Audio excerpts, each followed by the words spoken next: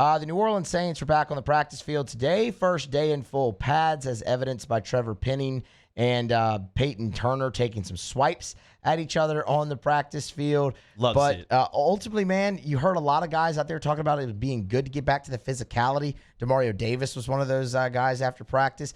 Dennis Allen himself even said that. You see more. You obviously, it's the type of football you're going to play, right? You're not going to be out there in shells doing 7-on-7 come Sundays.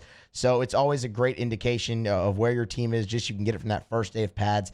The Saints are doing that, and all indications is that Paulson Adebo is poised for a really good second year. Yeah, I guess we should start there. I mean, when we have been talking about the Saints the last couple of seasons, we always mentioned Marshawn Lattimore as being an elite cornerback. And going into his second season, maybe we're not too far away from saying that about Paulson Adebo and talking about an elite tandem down there in New Orleans. And coming out, the Saints got him as a third-round pick from Stanford. Supposedly he was a first-round talent, but COVID, injuries, other things occurred and just forced him to fall. But I think now through one season and through a little bit of two training camps, you're seeing that elite potential from Paulson Adebo. And when you pair that with everything else you have in this secondary, that is a really exciting thought. And I wasn't joking a second ago when I said that you love to see it, the little skirmish or the skirmishes that we saw with Peyton Turner and with Trevor Penning at practice today, because apparently Trevor Penning did have some good moments. Some people that were at camp, including Danny, video producer from OTB, was saying that Trevor Penning looked really imposing out there. And there were some reps where he was clamping down Granderson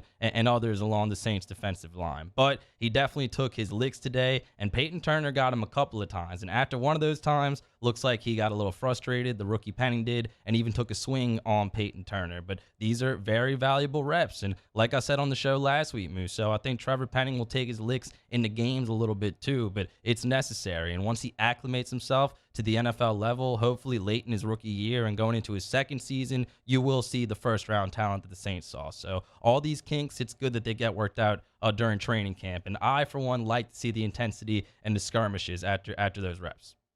Yeah, I mean, it's for sure. My opinion on Trevor Penning isn't going to change. I mean, the guy was a first-round draft pick. He's going to get every opportunity to be the starter at left tackle from day one. Now, can he seize that opportunity and take advantage of it? That's up to him.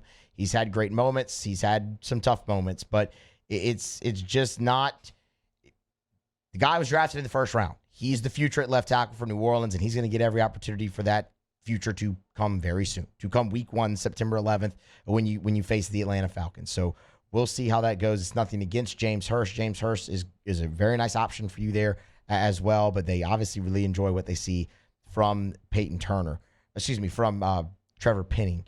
Adam Troutman is somebody else who's made some headlines early in camp, and I think that's a good sign, because last year the narrative around Troutman was ready or not, here it comes, right? That's it. You're the tight end, and whether you're ready for that opportunity or not, we're going to find out in camp. And all throughout camp, early and right up until week 1, Sean Payton kind of said that whenever he spoke to the media, that it was like, you know what?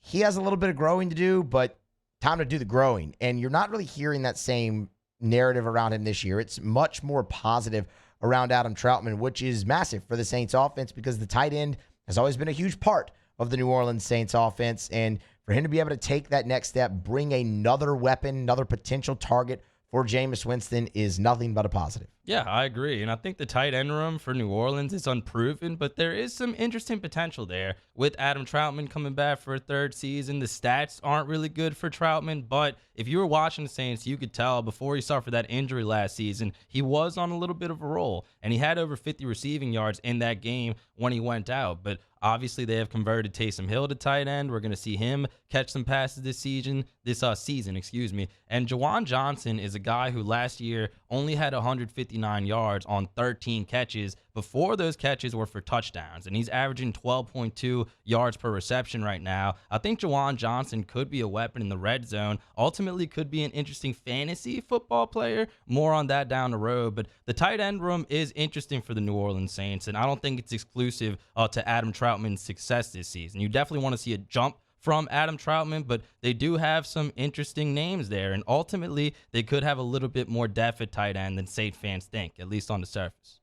I mean, look, that would be ideal. I mean, because that is just a massive part of what the Saints want to do offensively. And many expect the Saints offense to look pretty much the same with Pete Carmichael calling plays this year, even sans Sean Payton. Paulson Adebo, quick thought there, though, because the second-year corner who just kept getting better and better and better through camp last year, bursts onto the scene week one, has a really good rookie year, has been the talk of training camp. Sure, you've heard a little bit about Trevor Penning. You've heard about Adam Troutman, like we said.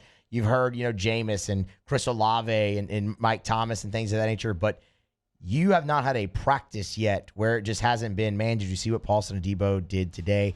And they were saying today was his best day so far out there. And that's saying something because Saints reporters have been tweeting a lot about Paulson Adebo. We had John Hendricks on the show one of the days that you were out, and he was ranting and raving about him. And I'm sure we're going to talk more about Paulson Adebo in the days and the weeks to come leading up to the Saints season. But ultimately, it makes me really intrigued to see what Alontae Taylor can do because the Saints, ever since the disaster that was taking Stanley Jean-Baptiste, they've drafted really well at cornerback. You saw what Marshawn Lattimore has become. Paulson Adebo has potential, at least through 1 year and one training camp, to be maybe just as good, if not close to as good. Alontae Taylor, second-round pick out of Tennessee, that was a really good college football player. If you saw Tennessee's games last year, you know that their defense as a whole left a lot to be desired, but Alontae Taylor was big time. He had a pick six in the big win against Kentucky for the Volunteers. So down the road, he might get a little bit more playing time. He'll be a depth piece, obviously, if something happens to one of the first two corners, but given the way the Saints are drafted at that position in the last 5 years, I'm really excited to see what Alontae Taylor can do whenever he does finally get on the field. So we always think the Saints, and apparently Alontae Taylor had a really nice pass breakup against Chris Olave today down the field as well. A rookie-on-rookie crime. Love to see it. Love to see it.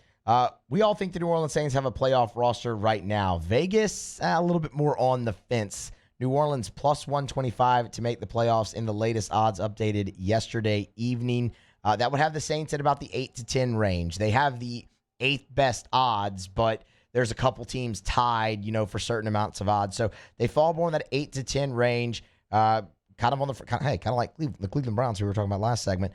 But definitely a playoff roster in that class where if they did it, I don't think it would really surprise anybody. No, and this is a team that obviously has performed really well against their division, including the team that's the betting favorite this season. I don't think I have to remind the audience, 4-0 against Tom Brady in the regular season. But when it comes to betting on the Saints, I'll tell people to not overthink the futures market because I feel really good at least about their win total and them being able to get to at least 10 wins because like you said, you are changing head coaches, and that's a concern. Dennis Allen definitely has some questions to address just in terms of being the week-to-week head coach of the New Orleans Saints. But this is a very similar roster from last year. You can argue, I think, that the defense has gotten even better, and if they just have reasonable health, especially at the wide receiver position, it would be hard to picture the Saints not winning at least 10 games this season. I would just not overthink it. Look at the roster. Jameis Winston, a full season doing what he was doing before he got hurt, I think is going to lead to a lot of wins. So I don't know about winning the division, but I do feel really good about the Saints getting to at least 10 wins this season. Saints to make the playoffs plus 125. And that.